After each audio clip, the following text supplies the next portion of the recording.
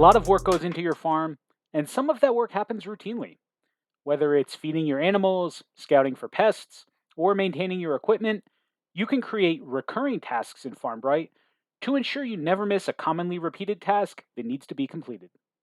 To create a repeating task, navigate to Tasks on the left, and then choose Add Task.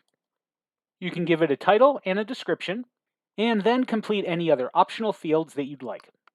Perhaps you'd like to make this a checklist with multiple steps, and even assign the different aspects of this task to different users. You can add a GPS map location for the task, and add an attachment if you need. You can associate the task with a particular record for an animal, grow location, crop type, or equipment, and assign it an identifying color. You'll see a section on the right for Repeats. You can choose if this task repeats daily, weekly, monthly, or yearly. After making the selection, you can also choose a repetition interval. We'll feed our chickens every day, but check out these additional examples of how you might use this in different ways.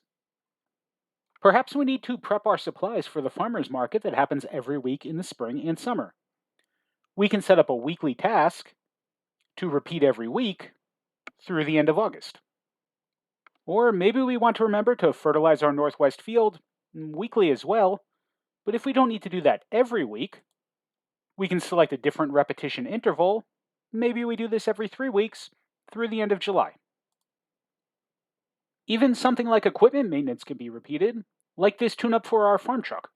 Maybe this is something that we need to repeat monthly, but every 6 months.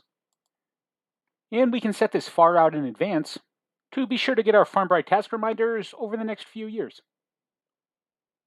And now back to our first example of feeding the chickens. We'll of course want to feed them every day, so we'll create the task. What I want you to immediately notice is that we don't have infinite tasks created here in our task list to feed the chickens every day.